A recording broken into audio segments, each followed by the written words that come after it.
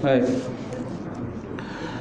kita memulakan kuliah malam ni dengan sama-sama membaca kitab ila hadratin Nabi Muhammad Mustafa Rasulullah sallallahu alaihi wasallam wa ala al-kiram ashab rizam syu'ulahul Fatihah.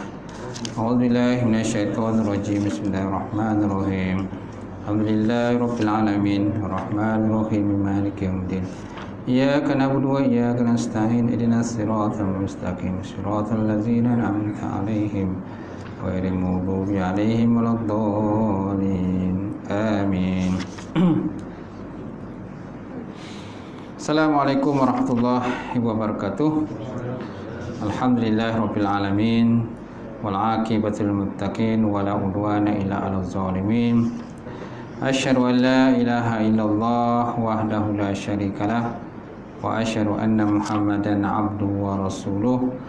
Allahumma salli wa sallim ala sayyidina wa nabiyina wa habibina wa maulana Muhammad wa ala alihi wa sahbihi ajma'in. Amma ba'd, fa inna asdaqal hadis kitabullah wa khairan hadi Muhammad sallallahu alaihi wasallam wa syarril umuri muhdatsatuha wa kullu muhdatsatin bid'ah wa kullu bid'atin dhalalah kullu dhalalatin finnar.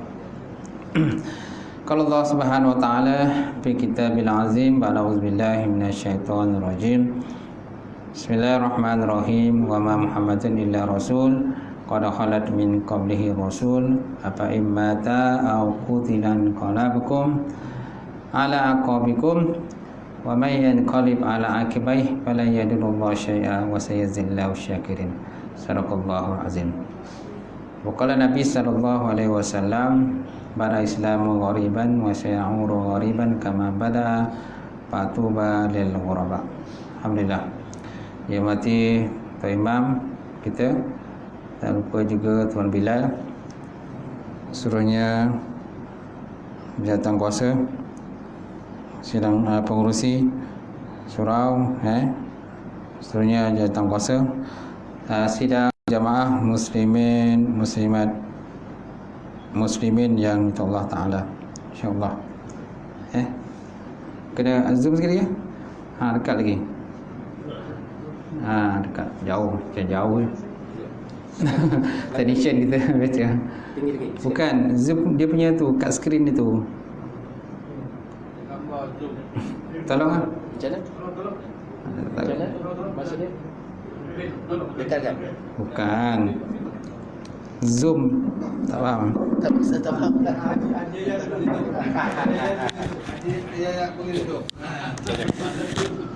Apa maksudnya zoom? Zoom tu tembak. Okey, kita teknik ke sana tengok. Zoom tu. Tak boleh. Kata zoom tak boleh. Kali-kali apa je. Aku mesti kembang dan tengok kan Dah.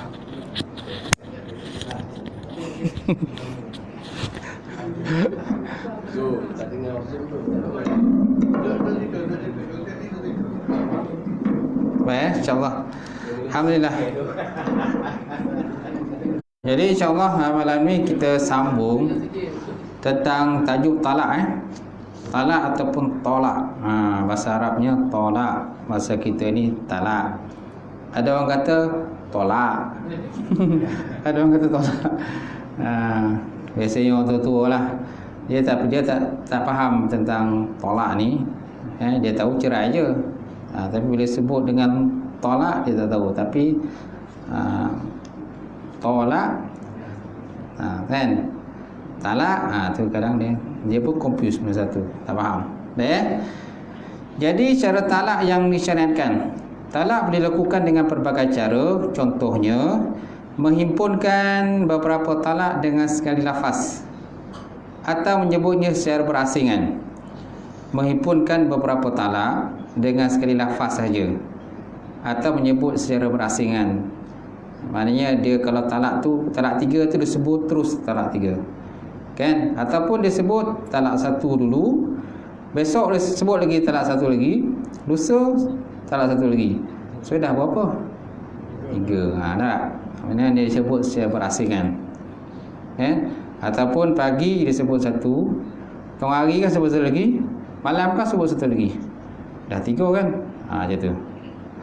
Baik, kemudian talak yang didapatkan secara langsung atau tidak langsung, ataupun ta'liq dengan syarat-syarat tertentu atau berserta dengan pengecualian.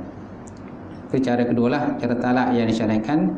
Yang kedua, talak dilapaskan secara langsung, direct sebut, ataupun tak langsung, main kias-kias, kias sahajalah, ataupun dengan syarat-syarat tertentu atau berserta dengan pengecualian, tak masuk dalam tu lah. Baik, cara talak yang paling utama. So macam mana cara talak yang paling utama?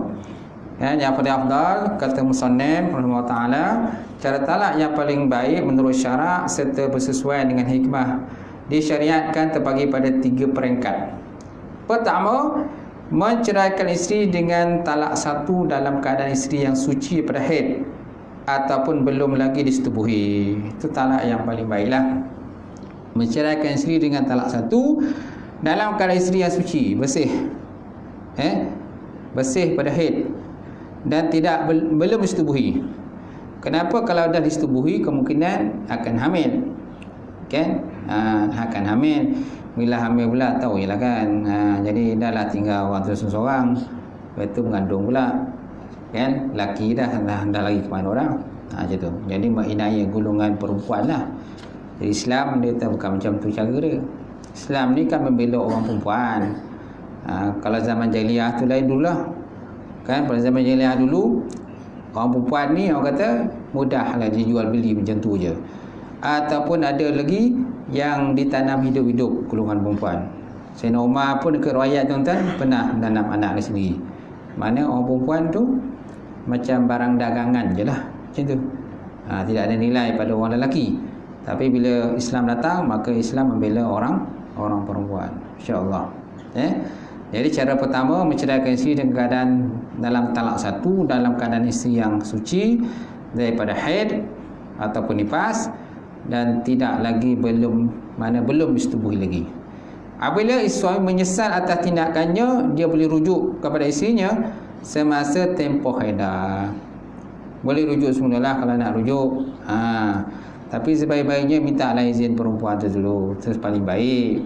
Sebab nanti yang akan menempuh rumah tangga tu ialah perempuan itu. Dia akan menanggung rumah tangga dia, kan, kehidupan dia. Yang kedua, jika suami ingin menceraikannya sekali lagi, dia boleh melafazkan talak yang kedua. Kalau nak menceraikan sekali lagi, bolehlah dengan lafaz yang kedua. Ini kadang-kadang itulah masalahnya, ialah masing-masing punya rumah tangga lah. Ada yang bahagia, ada yang derita.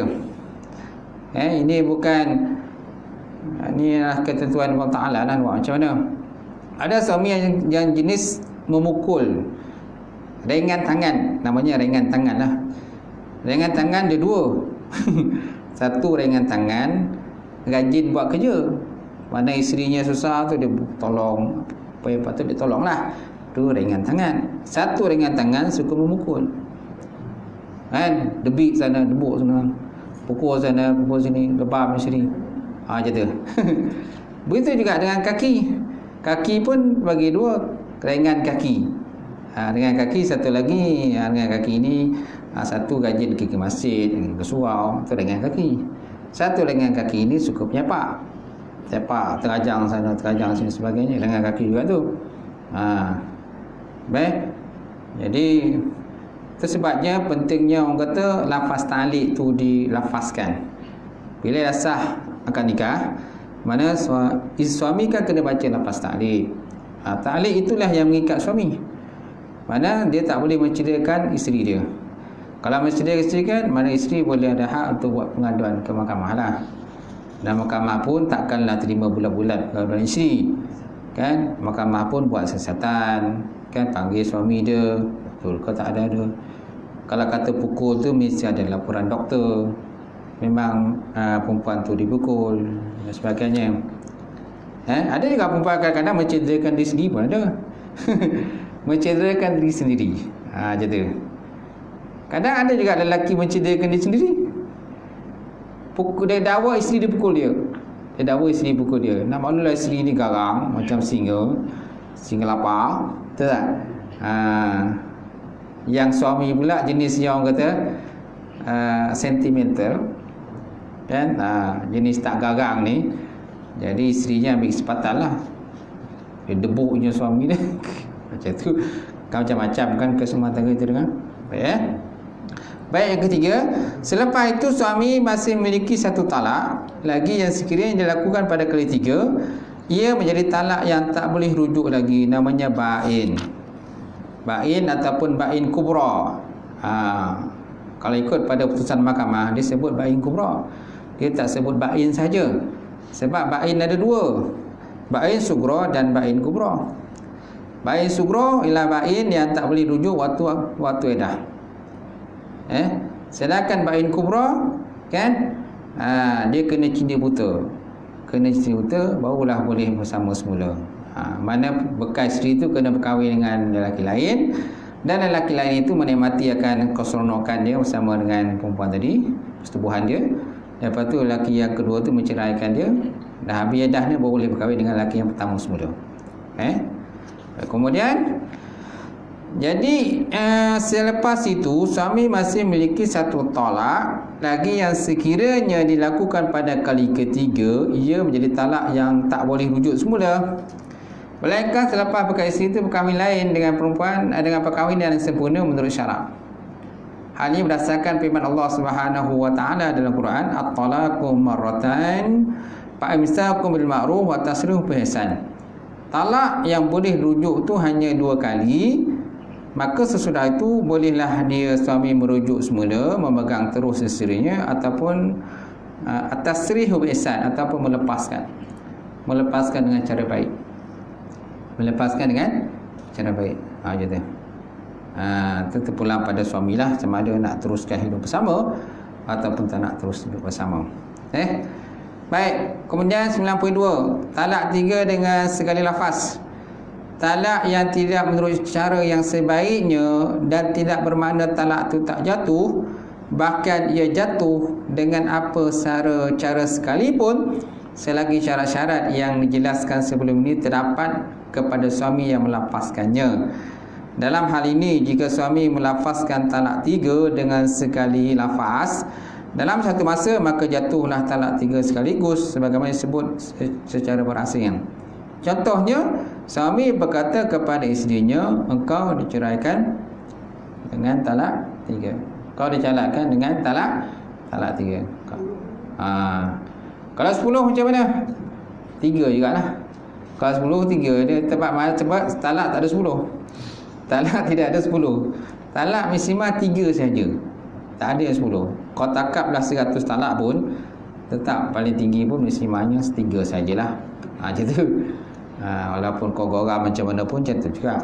Sebab ada juga kadang-kadang rumah tangga mana suaminya tak boleh kontrol, suaminya jenis pemarah, pembongi dan sebagainya. Itu yang jadi macam tu. Hancurlah rumah tangga. Bila dah talak 3, lepas itu menyusah pula. Bila dah menyusah, kan ada jenis upah orang pun ada.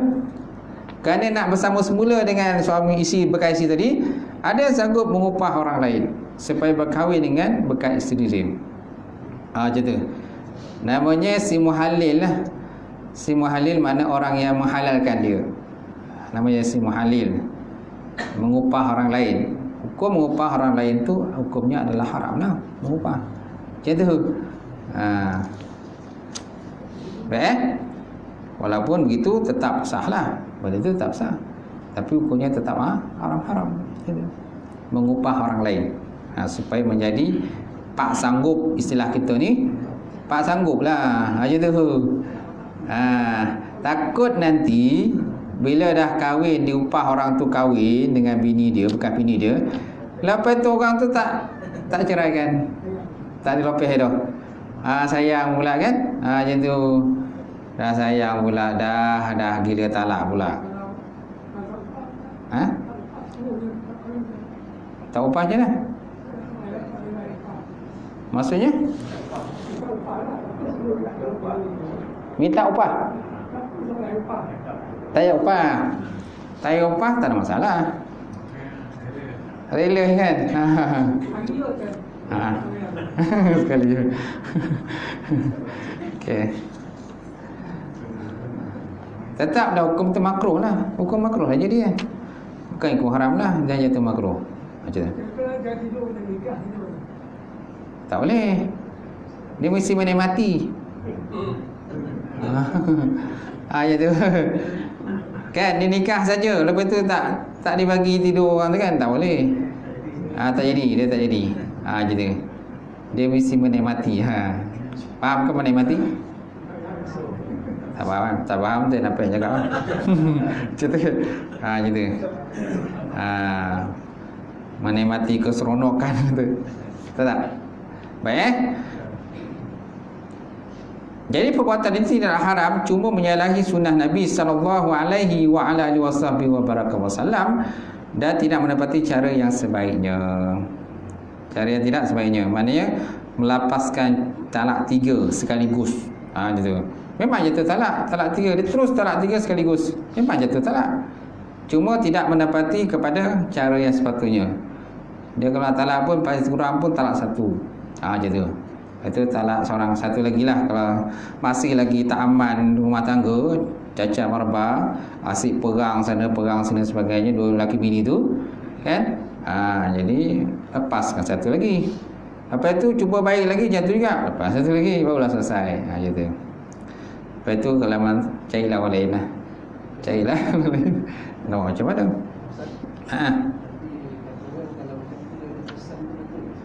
Macam mana? Kesan daripada lapas ni. Biasanya kalau ada lagi yang kesan dia keluarga sebagai macam isim kan. Yalah. Ia kasih sebanyak beri kesan lah kepada suami tadi. Hanya tu. Apalagi kalau bekas isteri tu tiba-tiba ada pula yang minat dengan dia pula. Macam tu. Ada pula orang yang minat dengan bekas isteri dia. Bekas isteri pula orang kata cantik, lawa. Tu yang jadi macam kes gila talak tadi. Gila talak. Okey. Bila talak, tengoklah macam mana orang gila talak tu. Akhirnya dia punya fikiran pun dah biul fikiran. Dia tak dapat nak menumpukan pada kerja dia, tak dapat menumpukan semua benda lah yang tak boleh nak menumpukan. Silap-silap mungkin dia kalau pergi jalan kat mana-mana pun mungkin dia tanggal pakaian dia, lanjang bulat macam tu ya. Tu dia macam dia biul, tak boleh nak kontrol dia lah. Itu punya kesan dia lah. Baik. Hal ini berdasarkan pada hadis Nabi sallallahu alaihi wa ala alihi wasallam, anna rukanah talaka zawjatahu albattah. Anna rukanah talaka zawjatahu albattah. Ai qala laha anti talikum albattah. Faqala lahu Nabi sallallahu alaihi wa ala alihi wasallam wa qad sa'alahu rukana an sabili li raj'atiha. Allahi ma aradta illa wahidah. Qala Allahi ma aradtu illa wahidatan faraddaha ilaihi wa kama qala Rasulullah sallallahu alaihi wasallam. Yang maksudnya rukanah mentalak isterinya semata-mata. Al-battah mana semata-mata, iaitu tanpa menyatakan bilangan talak, dengan berkata engkau kuceraikan.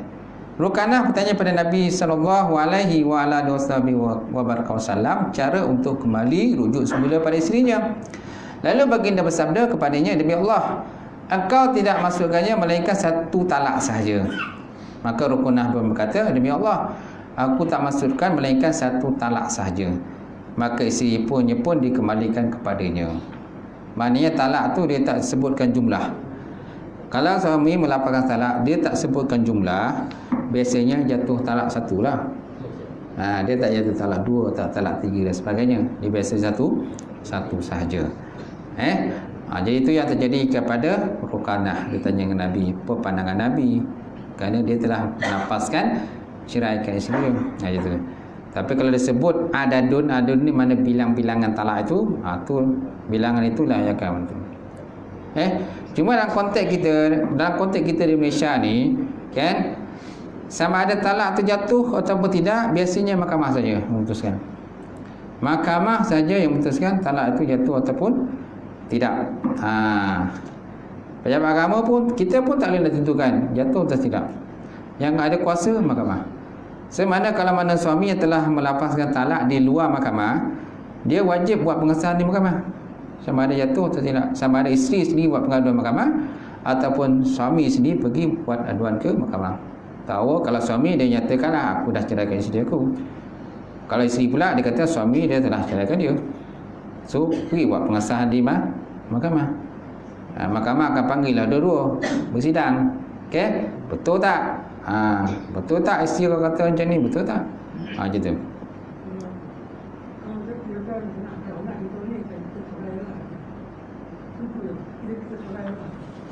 Macam mana?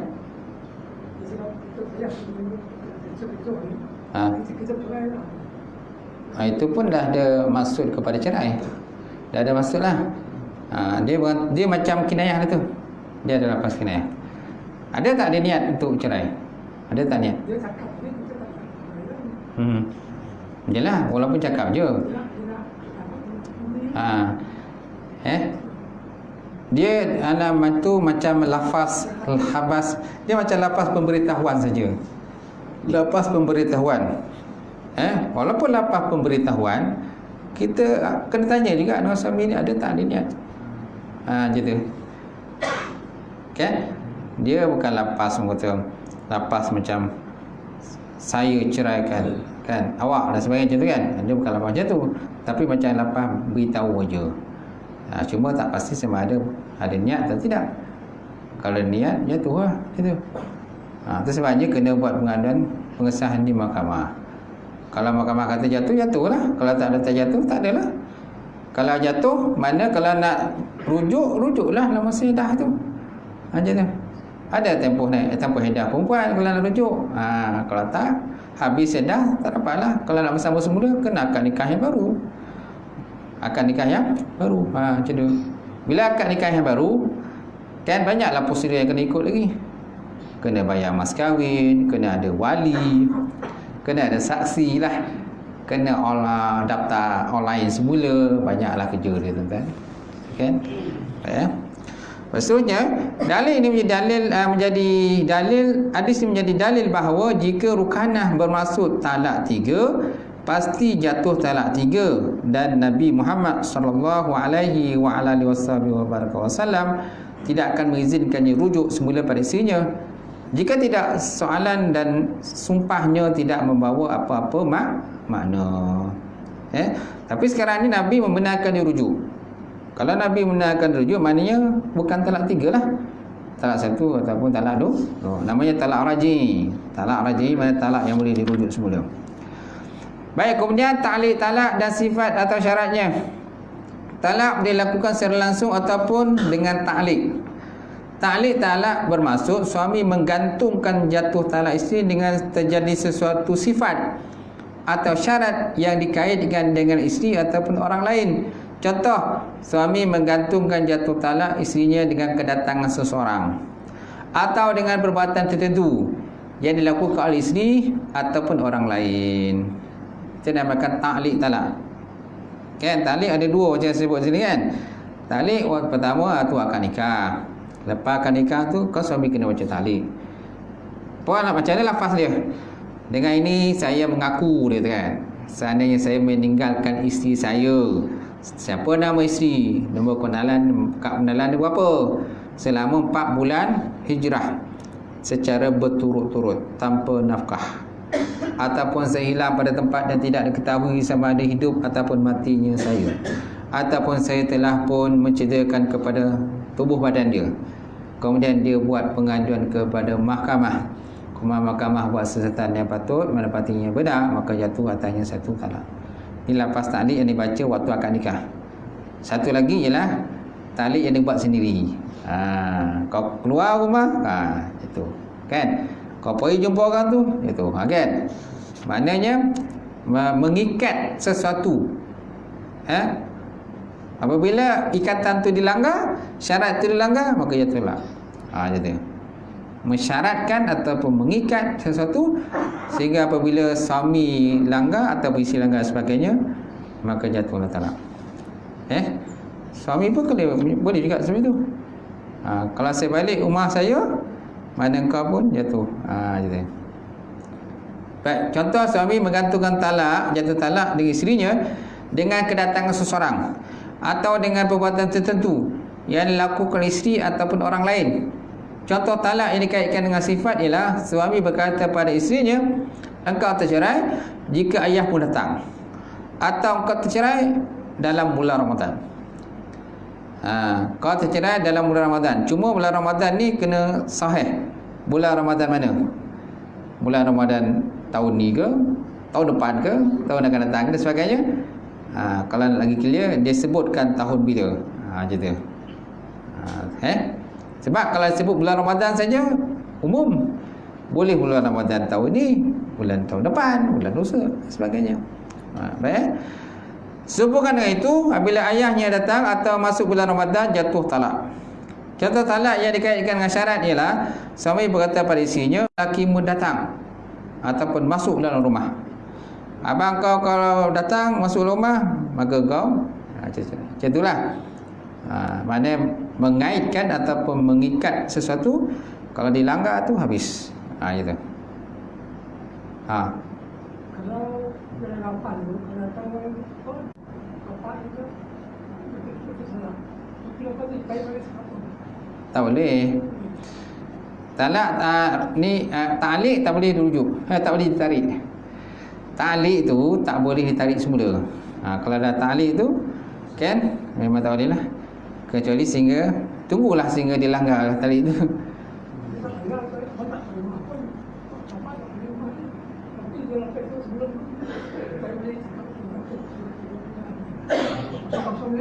Tak boleh. Ta'liq tak boleh ditarik semula. Kan? Ta'liq tak boleh ditarik semula. Kecuali contohnya, kalau contohnya suami kata kalau kau keluar pintu A, maka kau je talak. Tiba-tiba dia keluar pintu B. Tak itulah. Pintu A dia dikunci lah. Dia mangga teruslah. Mangga teruslah kunci B, pintu A tu kan. Jadi takkan ada lah pintu E tu selama-lamanya. Jadi dia keluar pintu B, tak jatuh lah. Macam tu. Boleh? Okey. Oleh demikian, apabila isteri itu keluar daripada rumah atau saudara lelakinya masuk ke dalam rumah, maka jatuhlah talak. Ya tadilah. Hal ini berdasarkan sebuah hadis Nabi sallallahu alaihi wasallam, al-muslimuna inda syururihim. Orang Islam itu terikat dengan syarat-syarat yang telah mereka tetapkan. Orang Islam ni terikat dengan syarat-syarat. Apa syarat-syarat yang kita dah tetapkan? Bila langgar syarat tu, ya habislah. Macam tu. Okey, syarat pun penting juga, tapi jangan syarat belak sebelah. Jangan macam cerita Piramli tu. Jangan cerita Piramli. Kalau ayah dia marah, macam mana? Ayah dia marah tak ada apa-apa. Itu namanya perjanjian berat sebelah. Kan? Dia nak anak dia menantu dia marah aja. Semana kalau menantunya marah, akan dijual semua harta-harta dia kan. Itu yang abang-abang dia tu habis kena jual. Abang dia pula bingung. Abang dia bingung. Dia tak ada fikir perjanjian tu berat sebelah ke tak berat sebelah sebagainya. Dia main sign dia macam tu kan. Sign 20% dia kata penasihat kan. 20% dia pun sign. Lalas kena jual dua orang tu kan. Tapi adiknya cerdik. Konon lah macam tu, cerdik lah kan. Jadi adik dia tak kena jual. Lalas pak mentua yang kena jual. Macam tu. So nak perjanjian, bila suatu perjanjian yang kita nak tanda tangani, sebaiknya kita bacalah perjanjian itu dengan secara detail. Cuma ada yang kadang-kadang perjanjian ditulis bahasa Inggeris. Perjanjian bahasa Inggeris kadang kita nak baca pun tak larat. Banyak pula tu tobahnya sign. Perjanjian beli rumah ke, beli apa benda kereta kan. Tuan tengoklah tu, tuan kelarat kan nak baca perjanjian tu? Saya ni tu. Tak larat nak baca tu. Taubat lah tu. Lepas tu tulisan dia tu kocik-kocik tu. Dah lah tulisan kocik-kocik. Rapat-rapat tulisan ni bahasa Inggeris. Kalau baca tu mendongung je kan. Tak ada sign je lah. Macam tu. Janji dapat pun tak tak. Tapi kita tak tahu implikasi tu. Implikasi dia tak tahu. Macam tu. Tu sebab kadang-kadang bila ambil bayar kan, mulalah datang surat. Ambil bayar datang surat. Lawyer lah macam-macam. Baik, seterusnya hadis ini menjelaskan bahawa syarat-syarat yang dibuat untuk melaksanakan sesuatu perkara diambil kira oleh Allah Subhanahu Wa Taala selagi syarat itu tidak mengharamkan yang halal ataupun yang menghalalkan yang diharamkan oleh Allah Subhanahu Wa Taala. Yang penting janji syarat tu adalah tidak berat sebelah. Win-win situation, istilah kita kan, menang-menang. Itu. Jangan menghina orang buat perjanjian yang tak betul. Baik, kadang-kadang ada juga orang yang buat perjanjian melanggar perjanjian. Yang buat perjanjian tu langgar juga. Bukan orang yang menerima perjanjian tu yang melanggar, orang yang buat perjanjian pun langgar. Ada juga macam tu. Baik, seterusnya kesan daripada talak ta'liq. Talak ta'liq akan menyebabkan perkara-perkara berikut. Pertama, talak tidak jatuh selagi sesuatu yang disyaratkan belum berlaku. Selagi mana belum berlaku, tidak akan jatuh talak. Okey? Macam tu. Ataupun dia kata, contohnya suami isteri kata, kalau suami kata, kalau kau tak bercakap sebelum selepas azan subuh. Kalau kau tak bercakap dengan aku selepas azan subuh ataupun masuk azan subuh. Kalau tak bercakap dengan aku semasuk azan subuh, kau akan tertalak. So macam mana tu? Kau akan jadi talak. Masuk aja azan subuh, kau jadi tertalak. Jadi macam mana nak mengelakkan benda tu? Masuk azan subuh. Benda tu pernah berlaku lah. Kalau silap saya pada zaman Abu Hanifah.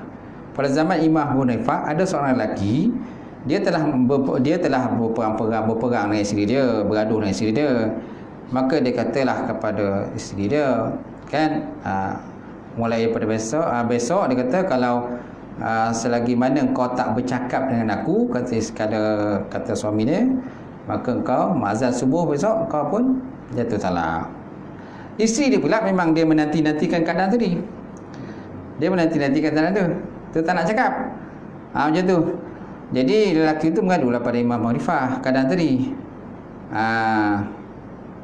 Imam Hanifah pun pening juga, macam mana nak buat supaya jangan bercerai lah pasangan tadi, jangan bercerai. Maka dia perintahkan tuan-tuan, seseorang azan subuh pagi besok, tetapi bukan pada waktu dia. Macam tu. Maknanya azan subuh awal. Kalau azan subuh berapa? 5 berapa? 50. 5.35. Jadi ada tukang azan diperintahkan supaya azan pukul 5.30. Macam tu. Ataupun 5.25 lah azan. Macam tu. Jadi 5.25 kita orang azan. Bila azan je, bini pun bercakap. Bini pun bercakap. Jadi tak jatuh talak lah, sebab waktu azan belum masuk lagi. Contohnya waktu subuh tu belum masuk lagi, tapi di azan awal. Tujuannya supaya isi tadi dapat bercakap semula. Kerana kalau tak bercakap, maka jatuh talak azan subuh. Macam tu lah. Kena buatlah macam tu. Macam tu. Cakap dia tak kisah cakap pun. Cakap dia tak kisah cakap pun. Tak kisahlah, jadi bercakap. Jadi bercakap. Macam tu. Kalau dia cakap, dia kata, dah semua boleh talak lah saya. Kalau ungkapan tertentu berlaku. Benda otomatik saya dah diceraikan azan semua lagi. Tak ada. Dia tak jatuh lah. Sebab dia bercakap. Dia dah bercakap. Janji dia bercakap je. Mana sebelum subuh tu, subuh belum masuk sebenarnya. Tapi Imam Abu Hanifah dah perintahkan supaya azan subuh awal, bukan pada waktunya. Jadi dia ingat, azan subuh dah. Dia pun bercakap. Macam tu. Dia cakap tak jatuh lah. Macam tu. Boleh? Bulan selesai dah tu. Zah. Dia cakap lelaki ni pula tahu pula kata belum tu. Itu tadi azan belum subuh, tak talak kan. Bulan selesai dah. Macam tu. Janji dia dah bercakap je. Janji tu kira tak jatuh lah. Baik.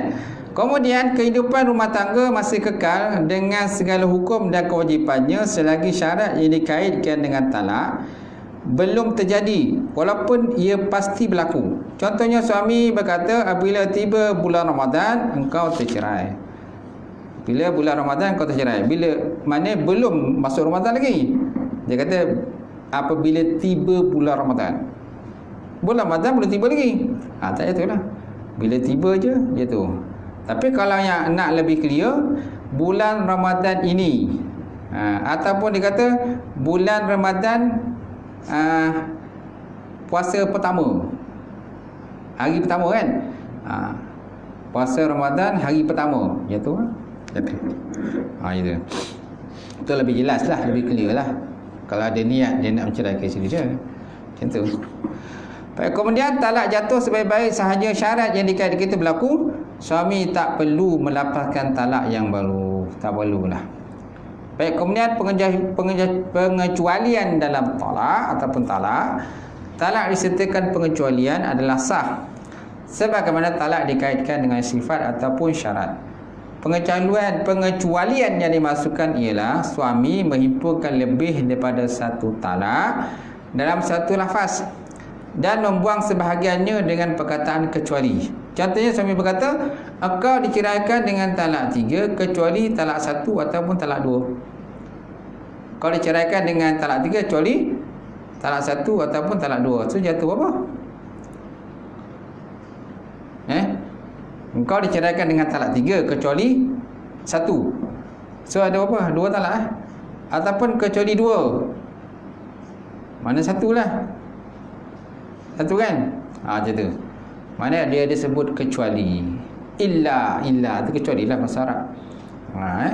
Hal ini adalah kerana gaya bahasa menggunakan perkataan kecuali itu merupakan gaya bahasa orang Arab yang digunakan dalam Quran ataupun dalam As-Sunnah untuk menggambarkan mana-mana tertentu serta menentukan bilangan ataupun banyak satu benda. Hal ini berdasarkan pada firman Allah Subhanahu wa taala dalam Quran, "Fala bisa fihim alfasanatin illa khamsina aman." Fala bisa fihim alfasanatin illa khamsina aman. Itu maksudnya maka tinggallah ia bersama mereka itu dalam selama 1000 tahun kecuali 50 tahun. Kecuali 50. 1000 talak 50. Maknanya 950. Okey. Yang maksudnya maka tinggalkanlah ia dalam keadaan mereka selama 950 tahun. 950 tahun. Tapi kalau terjemah secara harfiahnya, maka tinggallah ia pada mereka itu selama 1000 tahun kecuali 50 tahun. Mana 1000 talak 50, mana 950 tahun lah. Dia tinggal bersama dengan kaum itu. Maka tinggallah dia di kalangan mereka selama 1000 tahun kecuali 50 tahun. Mana 950 tahun. Baik, oleh itu harus menggunakan perkataan kecuali dalam lafaz talak dan menentukan bilangan talak yang dimasukkan. Baik, kemudian syarat sah pengecualian talak. Suami hendaklah berniat menghubungkan pengecualian talak dengan lafaz talak yang asal sebelum selesai melafazkannya. Suami naklah berniat menghubungkan pengecualian lafaz talak dengan lafaz talak yang asal sebelum selesai melafazkannya. Jika dia telah selesai kemudian baru terlintas di fikirannya untuk menyebut pengecualian, ia tidak sah dan talak jatuh sebagaimana lafaz asal sebelum pengecualian. So, suami sila berniat menghubungkan pengecualian. Nak sebut illa atau kecuali itu dia sebut. Kena sebut cepatlah. Jangan duk fikir-fikir dulu kan barulah sebut kecuali. Macam tu. Lafaz pengecualian talak hendaklah bersambung dengan lafaz talak yang asal menurut pandangan umum. Macam tu. Mestilah bersambung. Jangan nak kata setelah disebut engkau tertalak dengan talak 3, lepas tu kan Kan dalam umur betul, kecuali dia kata. Kecuali talak 1 ataupun talak 2. Betul tak? Tu tak boleh lah. Sama juga macam akad nikah. Akad nikah kan? Macam tu. Maknanya kalau juru nikah tu kata saya nikahkan akad nikah dengan si Pulana bin si Pulan dengan mas kahwinnya sebanyak RM200 tunai. Lelaki dia menung kan? Menung kan? Kan? Lepas tu dia kata saya terima nikahnya. Nampak? Mana dah diselangi dengan diam yang panjang. Tak boleh lah. Dia mesilah kata bila ijab tu teruslah sambung. Saya terima nikahnya. Qabil tu ataupun saya terima. Macam tu. Jadi jangan terbalik sudah. Juru nikah pula nikah dia sendiri. Saya terima nikah dia. Okey, macam tu. Ada juga kadang-kadang jawab sah. Bila juru nikah kata saya nikahkan nikah dengan masa sebanyak RM200. Sah dia kata. Dia pula je besar yang sebutnya yang besar ni bagi saksi. Bukan pengantin lelaki yang sebut sah. Ni pengantin lelaki yang sebut sendiri sah. Macam tu. Okey. Kadang sebutan tak jelas pun ada. Kan ada video yang Indonesia Indon yang nikah tu kan. Tahu tak? Ada video kan. Kan dia disebut terlaju sangat sampai tak jelas sebut dia. Gitu. Pangkal tu jelas tapi hujung tu tak jelas dah.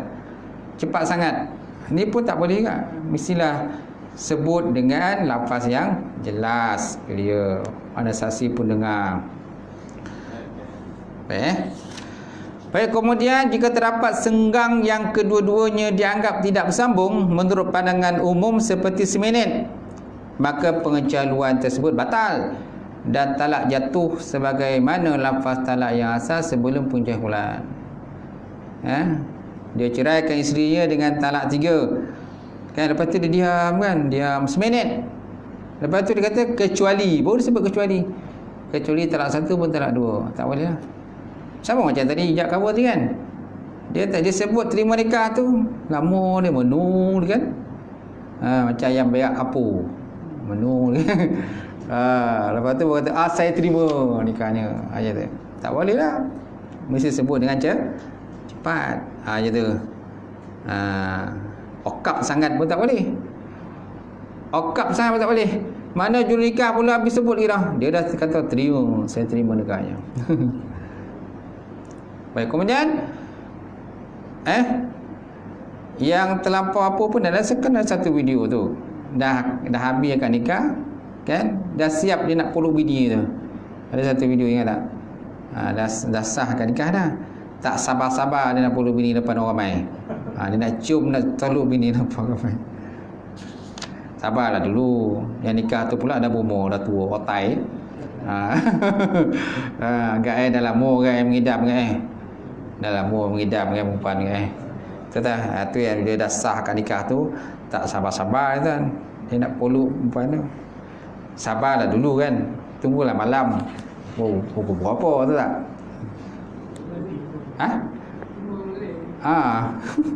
Baik, jumlah talak yang dikecualikan tidak menghabiskan jumlah talak. Jumlah talak yang dikecualikan tidak menghabiskan jumlah lafaz talak yang asal. Contohnya suami berkata, engkau kuceraikan dengan talak 3 kecuali talak 3. Kau diceraikan dengan talak 3 kecuali talak 3. Pengecualian ini adalah sia-sia dan talak jatuh sebagaimana lafaz asal sebelum pengecualian. Walaupun dia sebut kecuali 3, dia ceraikan isteri dengan talak 3. Lepas tu dia sambung kecuali 3.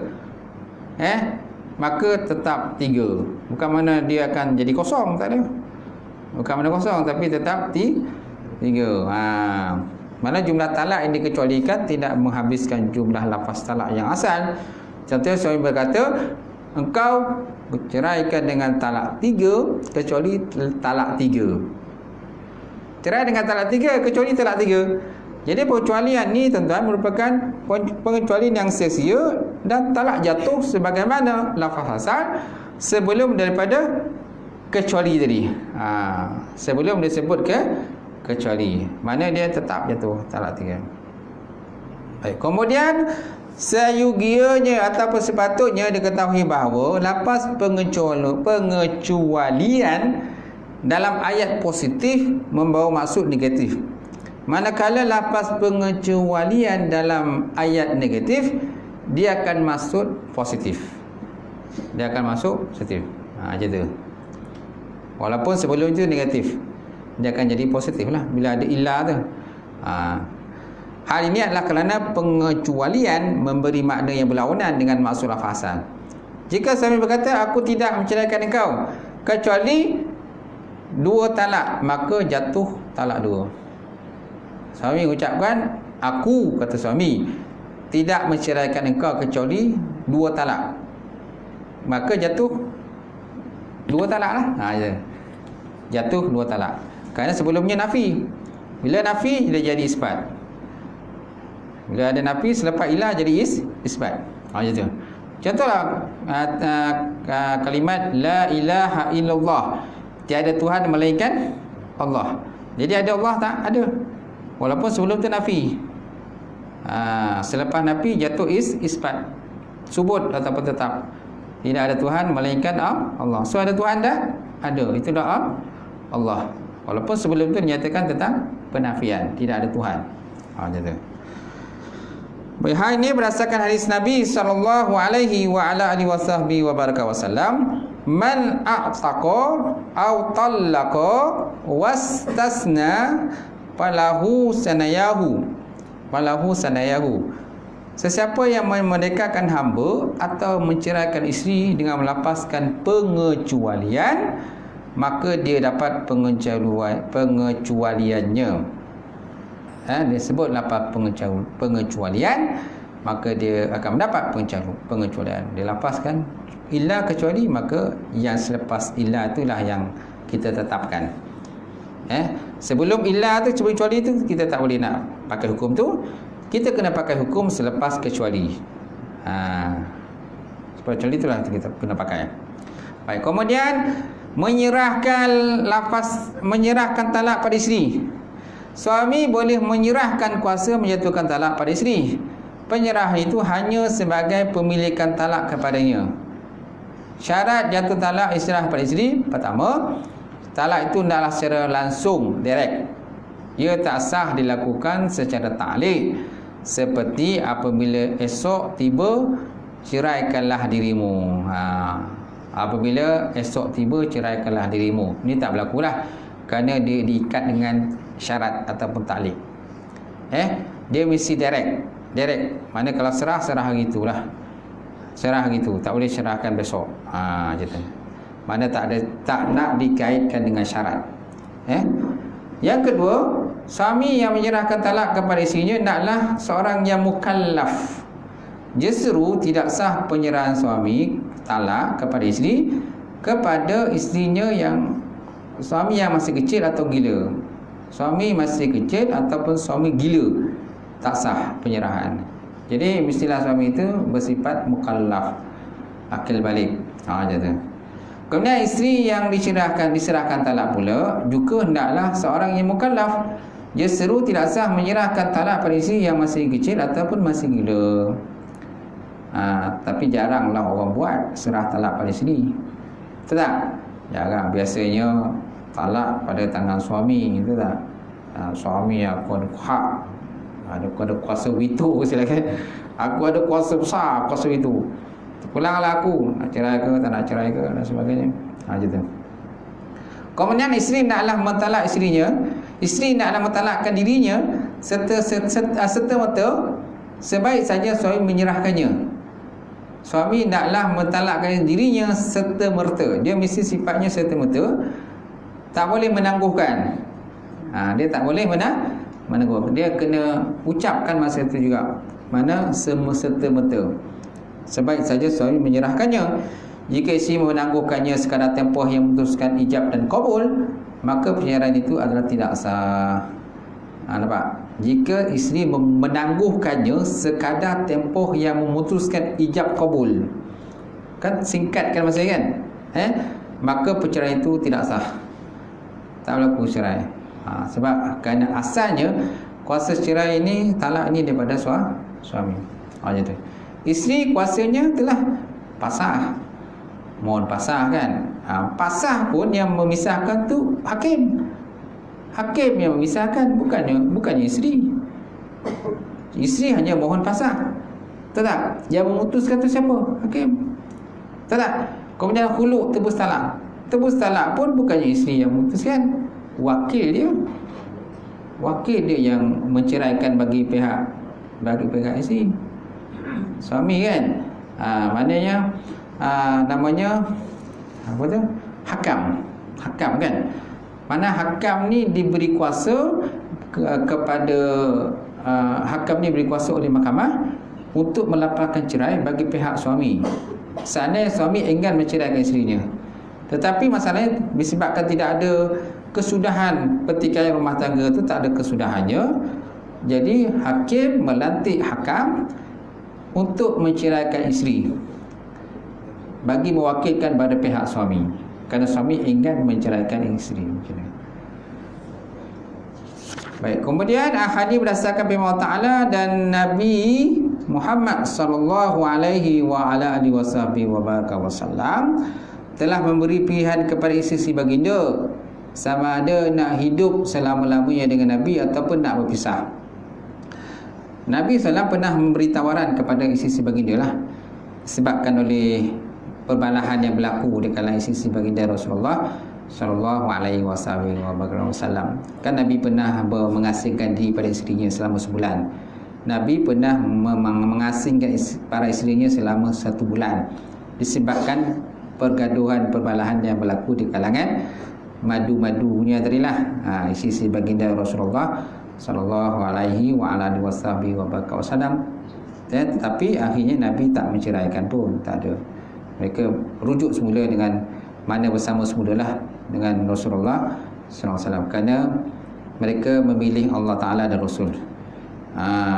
Nabi kata, terpulang dengan kamulah, kalau kamu nak aku ceraikan, dan kamu boleh berkahwin dengan mana-mana lelaki di kalangan Arab yang kaya raya dan sebagainya. Nabi bagi pilihan pada mereka. Tapi akhirnya mereka memilih baginda Rasulullah sallallahu alaihi wa alihi wasallam. Baik, Allah Ta'ala sebut dalam Al-Quran, ya ayuhan nabi qul li azwajika in kuntunna turidnal hayatad dunya wa zinataha fata'alaina ummatikunna wa usarrihkunna sarahan jamila. Yang maksudnya, wahai Nabi, katakanlah kepada isteri kamu, sekiranya kamu semua mahukan kehidupan dunia yang mewah dan perhiasan yang indah, maka marilah supaya aku berikan pada kamu pemberian mut'ah sabah hati, dan aku lepaskan kamu dengan cara yang sebaik-baiknya. Aku lepaskan kamu. Sebab ini lepas ni belum cerai lagi. Ini macam tawaran lah. Kadang-kadang berlaku macam tu kan, suami mengucapkan dalam bentuk macam ni, sebenarnya belum berlaku cerai lagi. Gitu. Kan Nabi kata, sekiranya kamu semua mahukan kehidupan dunia, maka marilah supaya aku berikan kamu pemberian mut'ah sabah hati, dan aku lepaskan kamu dengan cara baik. Akan lepaskan. Mana dah lepaskan? Dah cerai kan? Belum lagi. Belum cerai lagi. Gitu. Lain macam cerita Piramli dengan Madu 3 tu kan. Kan dia ada atas yang Lamli terjun kat sungai tu. Isi-isinya kan kerja ada sampai atas jembatan tu. Kan? Apa yang Piramli jawab, cakap ketika dia terjun dalam sungai tu? Sungai dia cetek je, arah ni je kan.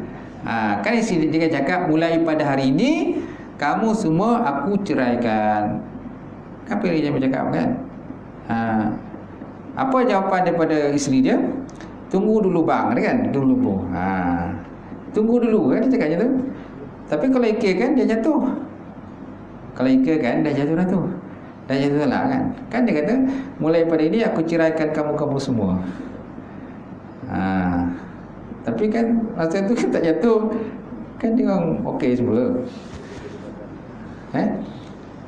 Malam ni, hari ni, dengan siapa nama isi tu? Ingat tak? Kasidah, Rasidah, Abuda tak nama dia? Okey. Hari ni rumah si pertama. Okey, besok rumah si kedua. Lusa rumah si ketiga. kan, pusinglah secara bergelir dia kata sehinggalah abang mati gitu kan. Baik, kemudian sehubungan dengan itu, jika pilihan berpisah yang diberi oleh Nabi SAW kepada isteri baginda itu tidak beri kesan, sudah tentu pilihan tersebut tidak mempunyai sebarang makna. Sudah tentu pilihan tersebut tidak memberi sebarang makna. Jadi mana jika pilihan berpisah yang diberi oleh Nabi tadi tidak beri kesan, sudah tentu pilihan tersebut tidak mempunyai sebarang makna. Tapi kalau ada kesan, tentu ada makna.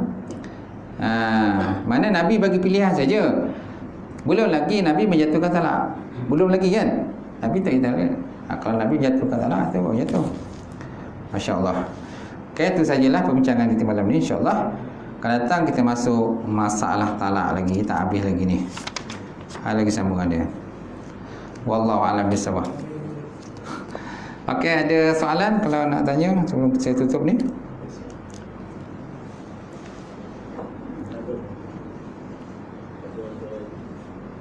Mengapa taklik? Suami dia dapat taklik. Isteri melanggar taklik itu terjatuh talak. Dengan suami sedar ketika itu dah jatuh talak dan bersifat rujuk. Adakah rujuk sah? Rujuk? Dia dah langgar taklik tu. Dah langgar taklik. Lepas tu rujuk semula. Kalau tanpa pergi mahkamah lah. okey, kalau seandainya lafaz itu, lafaz taklik itu berkisar kepada talak 1, talak 2 saja, kan, sah rujuk itu. Tapi kalau di taklik itu dia ada kaitkan pula dengan talak 3, kan, tak boleh rujuklah. Kalau pelanggaran taklik itu dah berlaku. Tetapi walaupun begitu, untuk mengesahkan adalah mahkamah. Mahkamah yang dapat tentukan sama ada cerai itu jatuh atau tidak, pelanggaran taklik itu jatuh atau tidak, lepas tu rujuk tu berlaku atau tidak, sah atau tidak. Jadi yang buat mengesahkan itu adalah mahkamah syariah sajalah, bukan mahkamah sibil. Jangan pergi mahkamah sibil pula. Mahkamah sibil kata, ini kan kuasa aku ni dah. Pergilah mahkamah syariah. Boleh mahkamah ada autoriti lah, bidang kuasa mereka menentukan.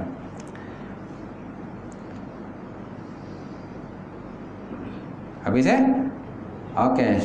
A'udzubillahi minasyaitonir rajim. Bismillahirrahmanirrahim. Alhamdulillahirabbil wassalatu wassalamu ala asyrafil anbiya'i wassalin wa ala alihi washabbihi ajma'in. Allahumma zidna 'ilman nafi'a wa yaqina sadiqa wa 'ilman taqabbala rizqan halalan mubarakatan katsira.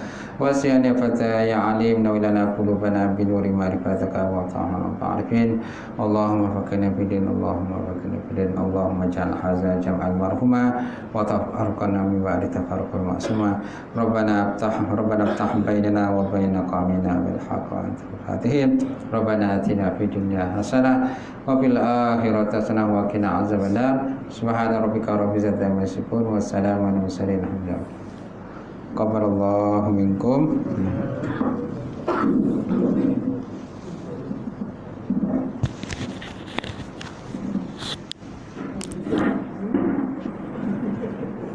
Apa?